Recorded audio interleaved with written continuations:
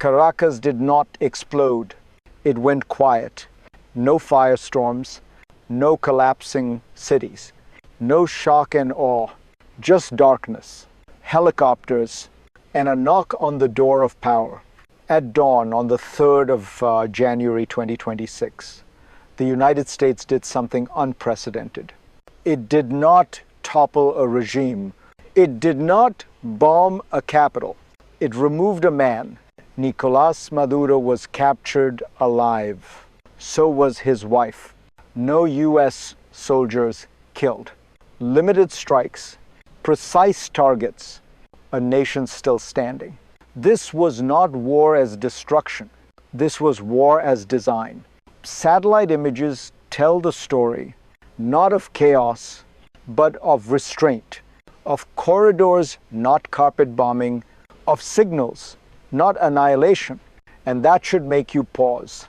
Because if power today no longer needs to scream, if it can whisper and still win, then everything you thought you knew about military dominance is already outdated. Stay with me. Because to understand this operation, we first need to understand the problem it was built to solve. What was the real problem here? It was not Maduro alone. It was the system around him. For years, Venezuela existed in paralysis, a hollow state, a military weakened by corruption, institutions stripped of credibility, power concentrated but brittle. A traditional invasion would have shattered what little structure remained. And that was precisely what Washington wanted to avoid. Because chaos creates vacuums. And vacuums invite Cuba, of Russia, China, Iran. So the objective was narrower, remove the keystone, leave the arch standing. This was not regime change by destruction. It was regime pressure by precision. Every decision reflected that logic. What to strike, what not to strike, which air defenses to destroy, which ones to leave untouched. The message was calculated to the Venezuelan military, to Maduro's inner circle, to the region. And to you, power was being exercised with limits, and limits, paradoxically, made it stronger. To see how this mindset emerged, we need to go backward into the history and decay that made such an operation possible. This did not begin in 2026. It began years earlier. Venezuela's military looked strong on paper, parades, uniforms, missiles on display. But strength is not equipment. It is readiness, training, discipline. Over time, those eroded. Units trained in the open, air defenses left exposed, command systems neglected, corruption normalized, soldiers fight the way they train. And they train the way they are rewarded. By January 3, the system was brittle, predictable, mapped. U.S. intelligence spent months building patterns of life, where Maduro slept, where he moved, which units could respond, which could not. This was not improvisation.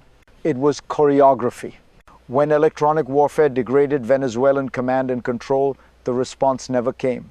Surprise was total. Not because the attack was large, but because the system could no longer adapt. History matters here. Empires do not fall when attacked. They fall when decay makes resistance impossible. And that decay set the stage for the first moment of real crisis. The first crisis came fast. And it came at Fort Tiuna. This was the nerve center, the heart of the Venezuelan armed forces, and crucially, the place where Maduro was hiding. The strikes were not everywhere. They were exact. A mechanized unit was neutralized, the kind that could have overrun special forces on the ground. Heavy equipment destroyed, mobility removed, power generators hit, backup systems disabled, underground access points breached, no barracks flattened, no headquarters erased, no mass casualties by design. This was not punishment.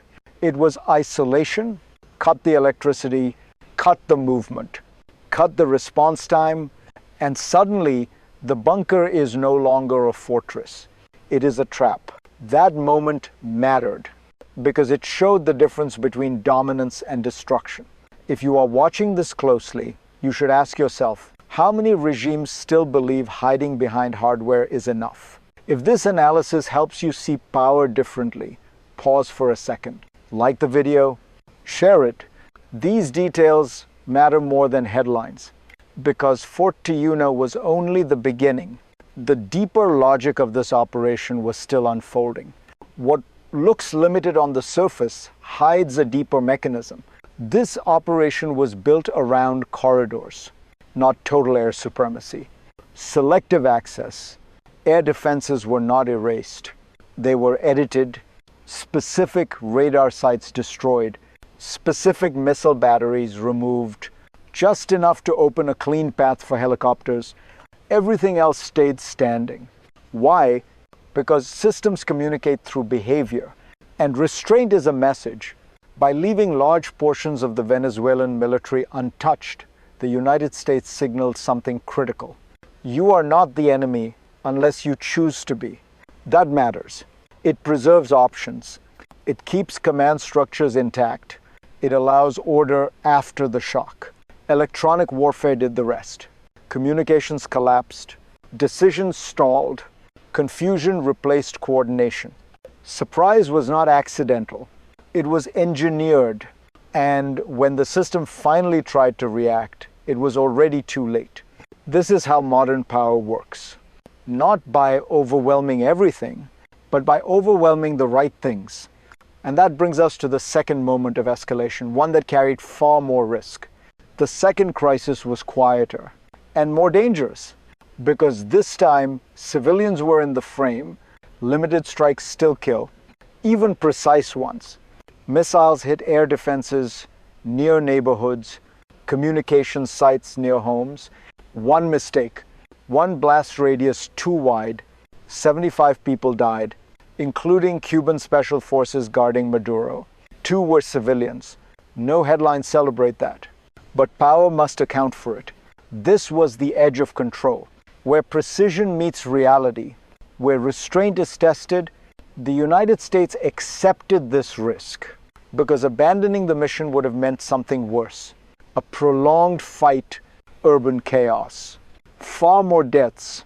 This is the brutal trade-off of modern intervention. Less destruction overall, but zero illusion of cleanliness. And the signal went out again to Caracas, to the region. This was still limited, but it could expand. That uncertainty was deliberate because now the pressure shifted away from bunkers and runways and toward people who had to decide what came next. And that decision would land squarely on ordinary Venezuelans. Now, bring it closer. Bring it to you. If you live in Caracas, this was not a strategy. It was a morning you woke up to rumors. Phones not working, helicopters overhead, no explanations, banks still open, schools uncertain, the state still standing, but suddenly hollow. Power shifted above your head, quietly, without your consent. That is the paradox. The regime did not fall, but it cracked. And when that happens, ordinary people feel it first. Prices, jobs, fear, hope. You are told this is for stability. For elections, for recovery, maybe it is, maybe it isn't. But here is the truth. No satellite image shows. When great powers apply pressure with precision, it is civilians who live inside the waiting, waiting to see if order returns, waiting to see if violence resumes, waiting to see if promises become policy. If this story matters to you, if you believe geopolitics is not abstract, share this, because these choices ripple through real lives. And those ripples do not stop at Venezuela's borders. What happened in Caracas did not stay in Caracas, because this was not just about Venezuela. It was about the map. The message traveled fast to Havana, to Moscow, to Beijing, to Tehran. This was a demonstration, not of maximum force, but of selective reach. The United States showed it could remove a protected leader without collapsing a country, without occupying territory, without triggering immediate regional war. That matters globally. It reshapes deterrence. Allies see capability. Adversaries see vulnerability.